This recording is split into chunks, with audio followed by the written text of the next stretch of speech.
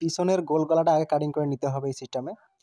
Cutting করে নেওয়ার পরে আমরা পরে সামনের ভি গলাটা কাটিং করে নিব। লক্ষ্য করেন এই সিস্টেমে পুরো ডাউনটা কোনাকুনিভাবে কাটিং করে নিয়ে হাতার মহড়াটা পিছন পাট অনুযায়ী মিল করে কাটিং করে নিতে হবে। সামনের পাটে শুধু তালপাট কাটিং করতে হবে। চ্যানেলটা এখনও যারা সাবস্ক্রাইব করেন না অবশ্যই সাবস্ক্রাইব করে দিবেন।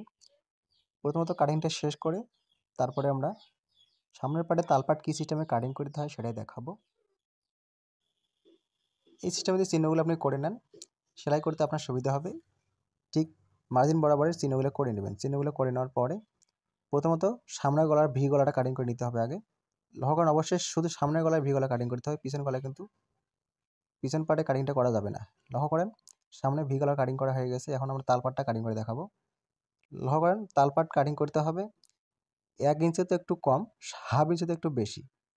এই সিস্টেমে তালপাটটা কাটিং করে নিতে হবে। এই সিস্টেমে অবশ্যই হাতাতেও কাটিং